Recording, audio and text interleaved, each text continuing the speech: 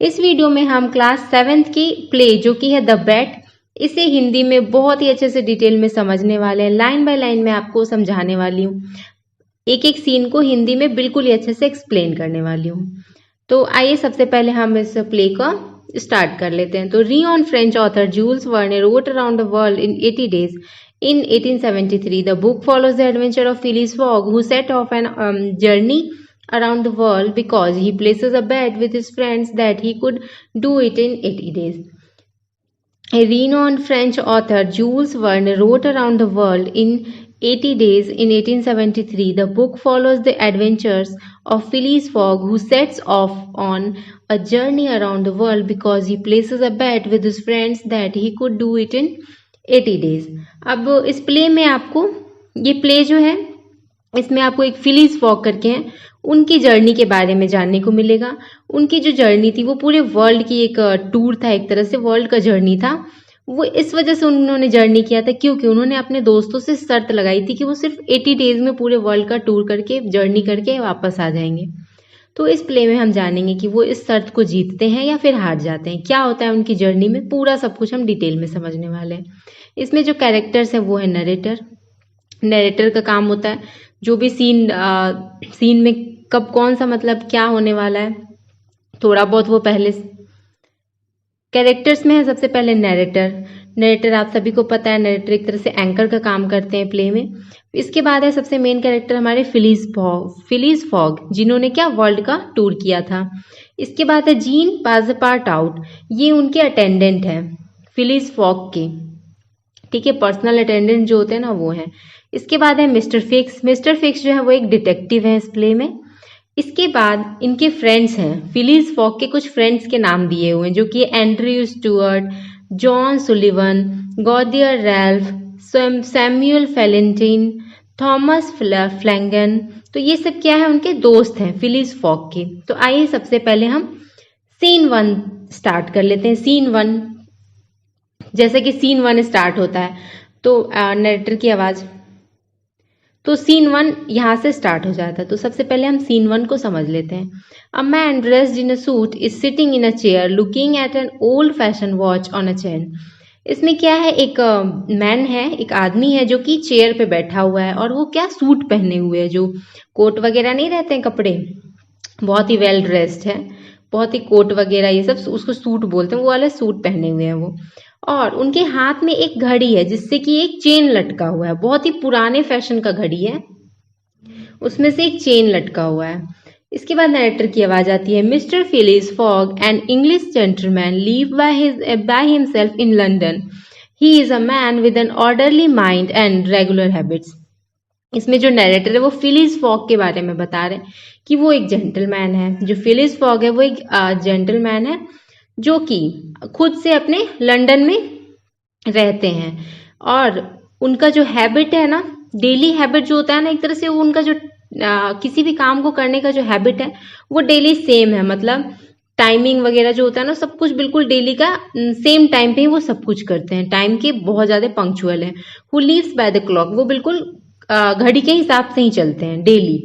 He does the same things every day at the same time, हर रोज वो same काम को सेम टाइम पे ही करते हैं, मतलब 1 मिनट भी आगे पीछे नहीं, टू द मिनट, मतलब मिनट का वो हिसाब रखते हैं कि वो 1 मिनट भी किसी भी काम में देरी नहीं करते और ना ही 1 मिनट जल्दी करते हैं। Mister Fogg has just dismissed his previous personal assistant because he brought in water for shaving that was 2 degrees colder than it should have been. अब उन्होंने अपने पहले पर्सनल असिस्टेंट को क्या किया था, काम से निकाल दिया था, डिसमिस्ड कर दिया था, क्योंकि जो इनके शेविंग का जो पानी था ना, दाढ़ी बनाने के लिए जो इन्होंने पानी मंगवाया था, वो डेली इनका तो आपको पता है कि डेली वो सेम, उनका जो हैबिट है वो डेली का सेम है, तो वो सेम टेम्परेचर के ही पानी से शेविंग बनाते, ये दाढ़ी बनाते थे। लेकिन उनका जो पर्सनल असिस्टेंट था उसने क्या किया था कि 2 डिग्री ठंडा पानी ले आया था इनके लिए शेविंग के लिए। इस वजह से इन्होंने क्या किया, उस पर्सनल असिस्टेंट को डिसमिस कर दिया, काम से निकाल दिया। He is now interviewing an applicant for the job, और उसी पर्सनल असिस्टेंट की जॉब के लिए दूसरा बंदा जो है वो अपने इंटरव्यू देने आया हुआ, तो वो यहाँ पे उससे इंटरव्यू ले रहे हैं, उसके बारे में जान रहे हैं। अब यहाँ मिस्टर फॉग उनसे पूछते हैं, जो उनके यहाँ इंटरव्यू देने के लिए आया हुआ है ना, उस बंदे से पूछते हैं, have you come about the job, क्या तुम यहाँ जॉब के लिए आए हो? तो वो मैन बोलता है, yes sir, my name is Jean Passepartout. वो अपना नाम बताता है कि हाँ, मैं यहाँ काम के लिए आया हूँ, मेरा नाम है जीन पासपार्ट आउट। फिर मिस्टर फॉग बोलते हैं कि well I hope you can stick to time, मुझे उम्मीद है कि तुम टाइम के बिल्कुल पक्के हो। I get up every morning at 8 o'clock। यहाँ वो अपना रूटीन बताते हैं कि मैं हर रोज 8 बजे ही उठता हूँ। I want my tea and toast at exactly 23 minutes past 8। अब वहाँ ये यहाँ पे ये बताते हैं मिस्टर फॉग कि 8 बजे मैं उठता हूँ और ठीक 8:23 पे इन्हें क्या चाहिए होता है, चाय और टोस्ट चाहिए होता है। मतलब 1 मिनट भी आगे पीछे नहीं होना चाहिए, ना तो 1 मिनट ज्यादा, मतलब 8:23 की जगह 8:24 भी नहीं होना चाहिए और 8:22 भी नहीं होना चाहिए।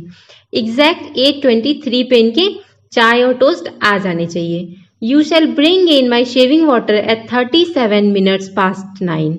और 9:37 पे मेरी जो शेविंग का जो वाटर होता है ना, दाढ़ी बनाने का पानी, वो आ जाना चाहिए। और यहाँ वो उसका टेम्परेचर भी बताते हैं, वो बताते हैं कि 84 डिग्री फ़ारेनहाइट का टेम्परेचर होना चाहिए उस पानी का। I have my bath and dress at 20 to 10। यहाँ वो बता रहे हैं कि मैं नहाता हूँ और कपड़े पहन करके निकलता हूँ ठीक 10:20 पे। I leave the house exactly at 11:30। और यहाँ वो बता रहे हैं कि 11:30 पे वो घर से बाहर निकल जाते हैं। वो कहाँ जाते हैं? वो जाते हैं फॉर द रिफॉर्म क्लब। वो रिफॉर्म क्लब जाने के लिए वो घर से बाहर निकलते हैं ठीक कितने बजे? 11:30 पे वो रिफॉर्म क्लब के लिए निकल जाते हैं घर से। आई have my meals at the club and come back home at midnight. वो बता रहे हैं कि जो उनके जो खाने होते हैं ना दिन के, वो क्लब में ही होते हैं, वो दिन में खाना क्लब में ही खाते हैं और रात के समय मिडनाइट में वो वापस घर आ जाते हैं। This is my invariable routine every day. वो यहाँ बता रहे हैं कि ये मेरा डेली का रूटीन है जो कि बिल्कुल भी चेंज नहीं हो सकता है, अनचेंजिंग शेड्यूल है। हर एक चीज का जो भी टाइमिंग है, जो भी टेम्परेचर है पानी का, जो मतलब जो भी चीजें है ना, वो बिल्कुल डेली इसी टाइम पे होना चाहिए, इसी तरीके से होना चाहिए, बिल्कुल भी कोई चेंजिंग नहीं होना चाहिए। I will tolerate no change or delay in anything. वो क्या बोलते हैं, मैं किसी भी चीज में कोई चेंज बर्दाश्त नहीं कर सकता और ना ही किसी चीज में देरी बर्दाश्त कर सकता हूँ। मतलब कि इनका जो टाइमिंग है, पानी का टेम्परेचर है, चाय का टाइमिंग है, टोस्ट का टाइमिंग है, ये सब बिल्कुल यही रहना चाहिए। इससे 1 मिनट भी आगे पीछे चेंज नहीं होना चाहिए, वरना क्या ये टॉलरेट नहीं कर सकते, ये बर्दाश्त नहीं कर सकते हैं। What is the time now? इसके बाद वो उनसे पूछते हैं, जो इंटरव्यू के लिए आए थे ना, पास द पार्ट आउट, उनसे पूछते कि अभी समय क्या हो रहा है, टाइम क्या हो रहा है। तो वो बताता है कि इट इज 22 minutes past 11। वो यहाँ बताते हैं कि अभी 11:22 हो रहे हैं।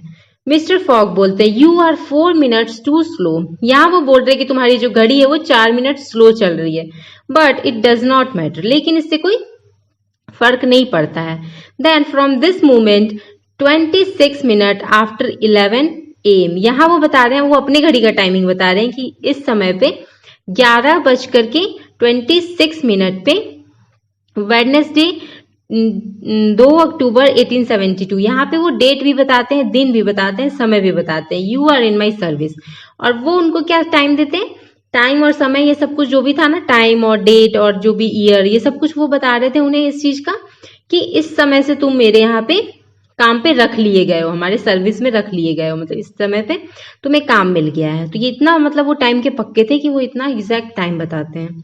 I am going to the Reform Club now and will be back at midnight. और यहाँ वो बोलते हैं कि अब जो है मैं अपने रिफॉर्म क्लब जा रहा हूँ और अब मैं रात में मिडनाइट में वापस आऊंगा। Please look at the instruction in the pantry and follow them. यहाँ वो बता रहे, पैंट्री होता है एक छोटा सा किचन जो होता है पास में, किचन के पास में होता है। तो उस पैंट्री में वो बताते हैं कि वहां पे सारे इंस्ट्रक्शंस लगाए हुए हैं, मतलब किस तरह से क्या करना है, क्या का टाइमिंग क्या है, सब कुछ लगाया हुआ है, उसको फॉलो करो इंस्ट्रक्शंस को। और इसके बाद क्या होता है, यहाँ पे सीन 1 खत्म हो जाता है। अब स्टार्ट हो जाता है सीन 2।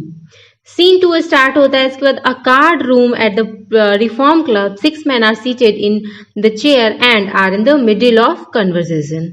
यहाँ पे क्या होता है, सीन 2 जैसे स्टार्ट होता है, इसमें क्या है, इसमें सभी रिफॉर्म क्लब में बैठे हुए हैं। इसमें छह लोग हैं, 6 मैन हैं, 6 मैन हैं जो कि चेयर पे बैठे हुए हैं और सबके सब कुछ कन्वर्सेशन कर रहे हैं, कुछ बातचीत कर रहे हैं। नरेटर की आवाज आती है, Phyllis fog is playing card with his friends. यहाँ पे क्या, फिलिस फॉग जो है वो अपने दोस्तों के साथ कार्ड खेल रहे हैं। Andrew Stuart, John Sullivan, Samuel Fallentin, Thomas Flanagan and Gauthier Ralph, ये सब उनके दोस्त के नाम है। इन लोगों के साथ क्या, फिलिस फॉग जो है वो कार्ड खेल रहे हैं, कार्ड प्ले कर रहे हैं। Mister Flanagan presenting a newspaper. यहाँ पे जो मिस्टर फ्लैनेगन जो है वो एक न्यूज़पेपर दिखाते हैं और बोलते हैं कि I just read this report about a bank robbery. वो बोलते हैं न्यूज़पेपर दिखाते हुए कि मैंने अभी जस्ट एक रिपोर्ट पढ़ी है बैंक रॉबरी की, बैंक में जो लूट नहीं होता है, बैंक लूटने की उन्होंने अभी एक रिपोर्ट पढ़ी है न्यूज़पेपर में। फिर वो बताते हैं उस रिपोर्ट के बारे में, उस रॉबरी के बारे में।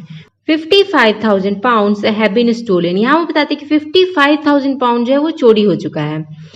And it says that the thief has fled the country in the guise of an English gentleman। और यहाँ पे बताते हैं कि 55,000 पाउंड जो है वो चोरी हो चुका है और वो जो जिसने चोरी किया है ना वो यहाँ से दूसरी कंट्री भाग चुका है।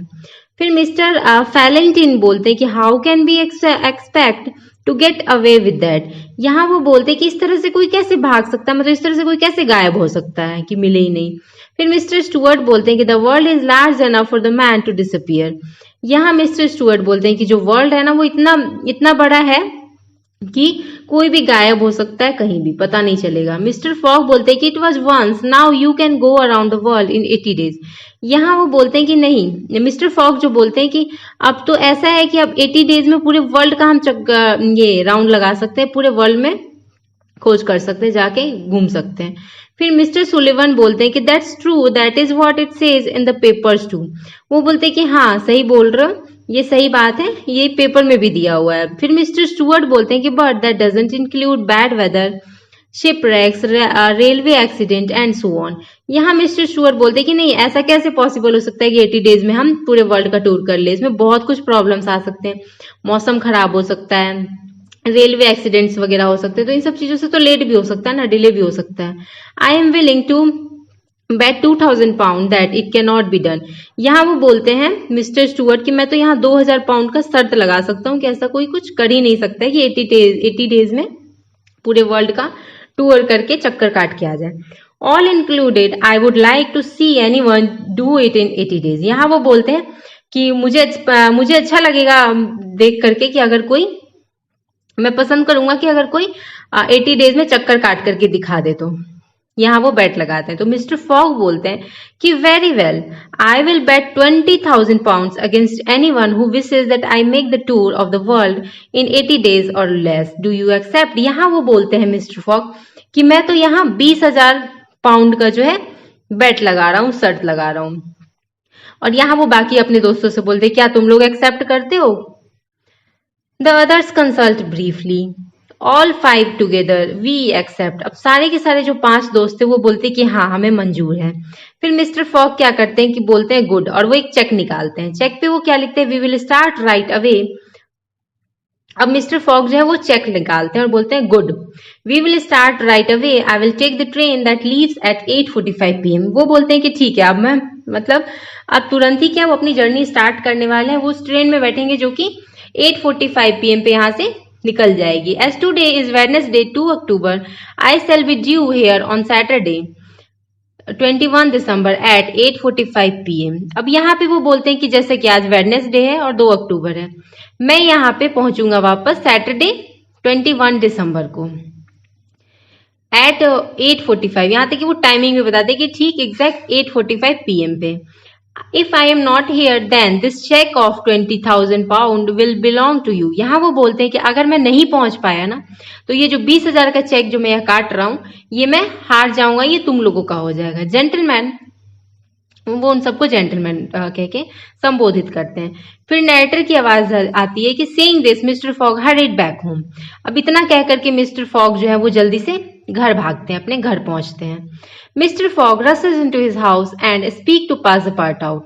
अभी वो हड़बड़ाहट में जल्दी जल्दी में घर पहुंचते हैं और वो पास द पार्ट आउट को बोलते हैं। मिस्टर फॉग बोलते हैं कि here my man, we leave home in 10 minutes. यहाँ वो बोलते हैं कि हमें 10 मिनट में घर छोड़ना है, जल्दी जल्दी कारपेट बैग पैक कर लो, हम लोग एक जर्नी पे जा रहे हैं जो कि पूरे वर्ल्ड का जर्नी होने वाला है। फिर नरेटर की आवाज आती है, unknown to mister Fogg he is being followed by mister fix.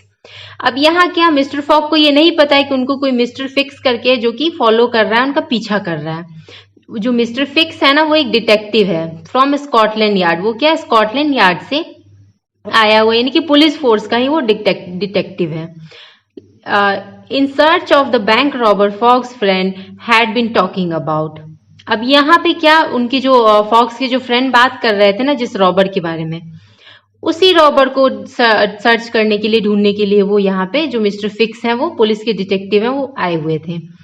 Mister fix standing outside Mr. Fogg's house and overhearing this conversation. Fogg matches the description of the robber and is an English gentleman. He seems to have plenty of ready cash, so he must be the criminal. I will follow the travelers and try to arrest Fogg. अब यहाँ जो mister fix है, उन्हें ये लग रहा था कि जो क्रिमिनल है ना, जो ये क्राइम जिसने किया है, ये रॉबरी का, वो यही है, मिस्टर फॉग। अब वो ये सोचता है कि मैं इसका पीछा करूंगा और मौका पाते ही इसको अरेस्ट कर लूंगा। तो यहाँ पे क्या होता है, आपका सीन 3 जो था वो खत्म हो जाता है। अब यहाँ से सीन 4 स्टार्ट हो जाता है। इससे आगे इस चैप्टर में क्या होने वाला है, इसे जानने के लिए आपको इस वीडियो के पार्ट 2 को देखना होगा। Thanks for watching and happy learning.